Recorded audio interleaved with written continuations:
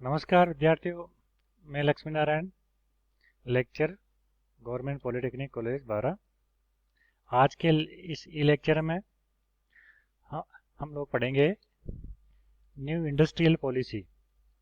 ये जो टॉपिक है, फर्स्ट यूनिट का सब्जेक्ट आपके 210 मैनेजमेंट की फर्स्ट यूनिट का फोर्थ टॉपिक है न्यू इंडस्ट्रियल पॉलिसी। तो इंडस्ट्रियल पॉलिसी होती क्या है?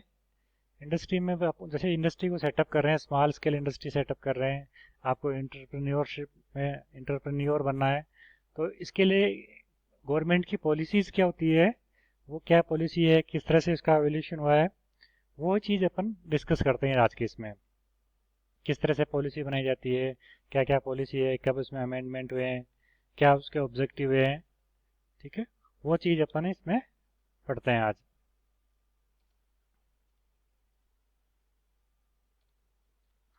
तो उसमें क्या है, न्यू इंडस्ट्रियल पॉलिसी क्या है? The quest for industrial development started soon after independence in 1947। जो इंडस्ट्रियल डेवलपमेंट का जो स्टार्टेड है वो 1947 से स्टार्ट हो गया था। The industrial policy revolution of 1948 defined the broad contour of the policy delineating the role of state in industrial development both as entrepreneur and authority। 1948 में जो इंडस्ट्री पॉलिसी रिवॉल्यूशन आया, तो उसमें सभी के जो अलग अलग जो रोल थे स्टेट के, ठीक है, इंडस्ट्री डेवलपमेंट में, जैसे इंटरप्रेन्योर के और अथॉरिटी के हैं, तो वो चीज़ उसमें डिफाइन की गई।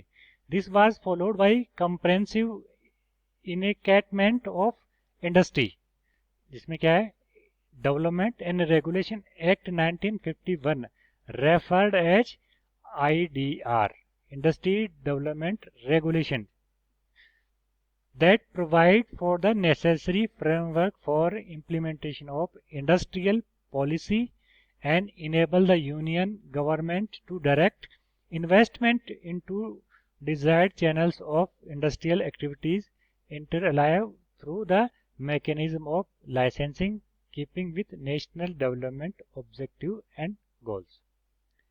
इसमें क्या हुआ, जो इंडस्ट्रियल डेवलपमेंट रेगुलेशन एक्ट बना 1951 में, 1951 में, तो ये क्या है, एक क्या अपन को एक उन्होंने इस एक्ट में क्या है, रेगुलेशन एक्ट में क्या है, फ्रेमवर्क बनाया, जो नेसेसरी फ्रेमवर्क है जिसको इंडस्ट्रियल पॉलिसी में इम्प्लीमेंट करने के लिए, ठीक है, तो किस लिए, ताकि डायरेक्ट इन्वेस्टमेंट करे डिजायर चैनल के थ्रू इंडस्ट्री एक्टिविटीज में थ्रू, जैसे मैकेनिज्म हो, कैसे लाइसेंसिंग देनी है, कैसे इसमें इन्वेस्टमेंट करना, क्या मैकेनिज्म होगा, किस तरह से ये डेवलप होगा, इंडस्ट्री इवोल्यूशन किस तरह से डेवलप होगा।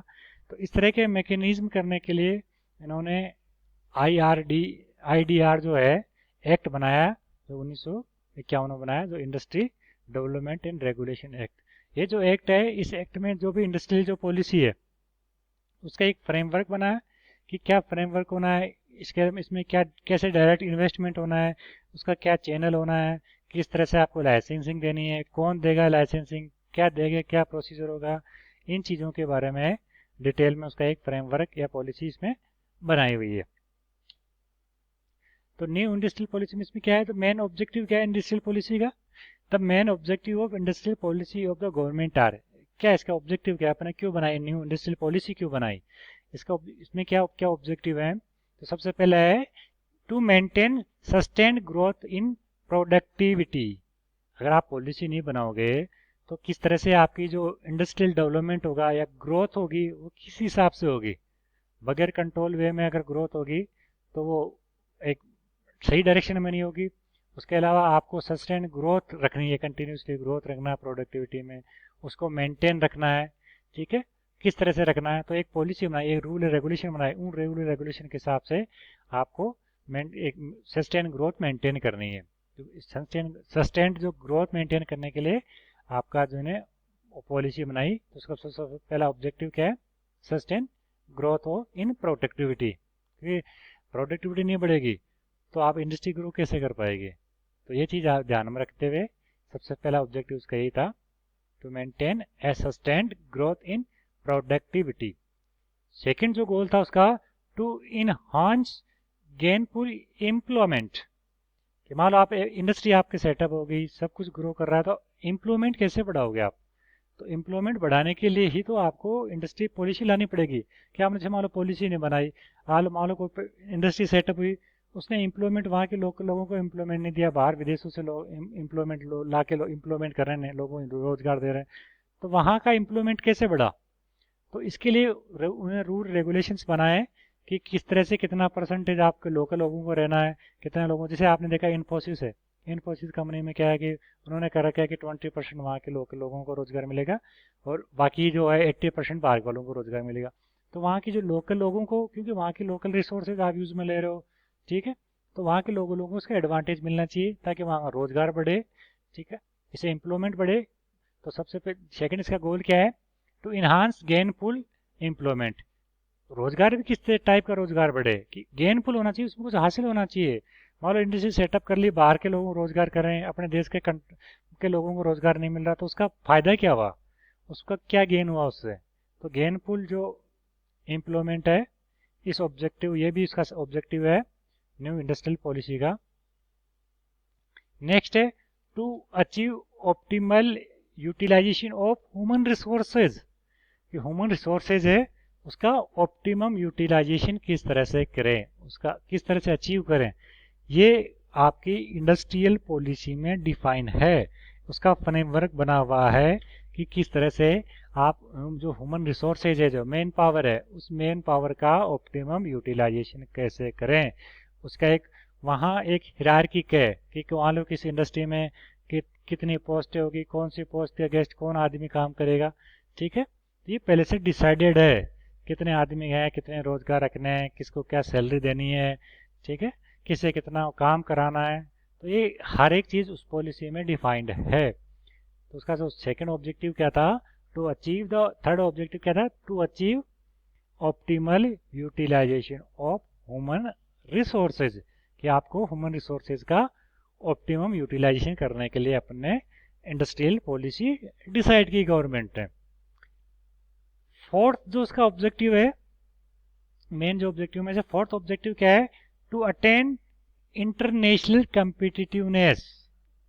आपको जो इंटरनेशनल कम्पिटिटिवनेस है, क्योंकि जो आज के ज़माने में कंपटीशन का ज़माना है, तो कंपटीशन के ज़माने में आपको किस तरह से आगे ग्रो करना है, किस तरह से कंपिटिटिव रखना है, कंपटीशन रखना है, चाहे वो प्रोडक्ट में हो, चाहे रिसोर्स यूटिलाइजेशन में हो, चाहे वो प्रॉफिट में हो, तो इन चीज़ों में कैसे कम्पिटिटिवनेस रखें, चाहे प्रोडक्ट की कॉस्ट डिसाइड करनी हो, ठीक है, या ग्रोथ में है, तो आपको इंटरनेशनल कम्पिटिटिवनेस रखनी है, तो उसको कैसे अटेन करें, उसको किस तरह से उसको सरवाइव करें या किस तरह से उसको बीट करें, इस चीज़ को ध्यान में रखते हुए आपकी इंडस्ट्रियल पॉलिसी अडॉप्ट की हुई है।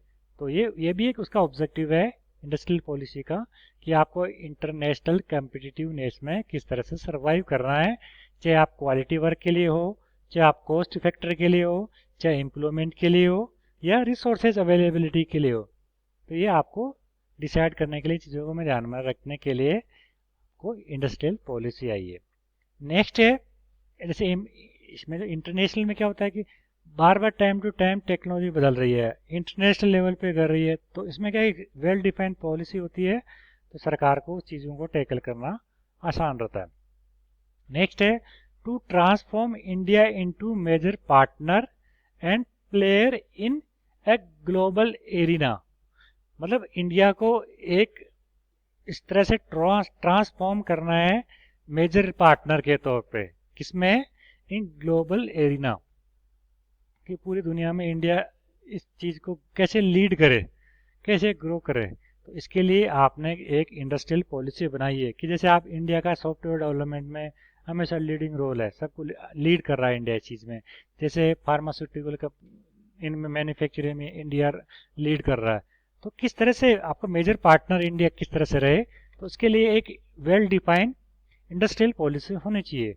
तो उस पॉलिसी को में क्या है कि इन चीज़ों को ध्यान में रखते हुए वो पॉलिसी बनाई है। ऑब्जेक्टिव क्या है, तो उसमें इन चीज़ों के बारे में ही आप डिफाइन किया हुआ है कि आप किस तरह से बीट करेंगे, ठीक है। तो क्या है कि to achieve these objective the policy focus is on deregulating industry, allowing freedom and flexibility to the industry in responding to market forces and providing the policy design that facilitate and fosters the growth. तो ये इन objective को achieve करने के लिए क्या कर रहे हैं, क्या डिरेगुलेट कर रहे हैं, ठीक है, कि फ्रीडम अलाउ कर रहे हैं लोगों, flexibility, freedom and responding the market force को रेस्पॉन्ड कर रहे हैं, providing design facility and foster the growth, ठीक है. And economic reform initiated since 1991 which has a significant bigger role in private initiatives, ठीक है. इकोनॉमिक 1991 से जैसे इकोनॉमिक रिफॉर्म हो रहा है, तो अपन क्या प्राइवेट सेक्टर के क्या रोल आ रहे हैं, ठीक है, तो वही सारी इस ऑब्जेक्टिव के थ्रू अपन इसमें इस पॉलिसी के थ्रू ही अचीव कर पा रहे हैं. The policy have been progressively liberalise over years to the present as would be evidence in subsequent paragraphs. मतलब क्या हो रहा है कि जो अपनी पॉलिसी है वो हमेशा धीरे धीरे लिबराइज होती जा रही है. पहले कुछ चीज धीरे धीरे, क्योंकि औद्योगिकरण जैसे जैसे बढ़ रहा है, तो आपको अपनी इंडस्ट्रियल पॉलिसी को लिबराइज करते रहना पड़ेगा, उसको इसमें थोड़ी लीनियंसी देनी पड़ेगी जिससे उसका ग्रोथ होता रहेगा, ठीक है. तो आज अपन इसमें कुछ इंडस्ट्रियल जो पॉलिसी है उसका अपने ब्रीफ पढ़ा है. बाकी डिटेल इसकी जो इंडिया की गवर्नमेंट की वेबसाइट है वहाँ इसकी डिटेल मिल जाएगी, ठीक है. तो अपने जो सिलेबस के अकॉर्डिंग इतना सफिशिएंट है. ओके, तो आज अपन ने क्या पढ़ा कि इंडस्ट्रियल पॉलिसी क्या है, होती क्या है, क्या क्या इसके ऑब्जेक्टिव है, ठीक है, उससे किस तरह से अपन इम्प्लीमेंट कर रहे हैं. ओके, थैंक यू दोस्त.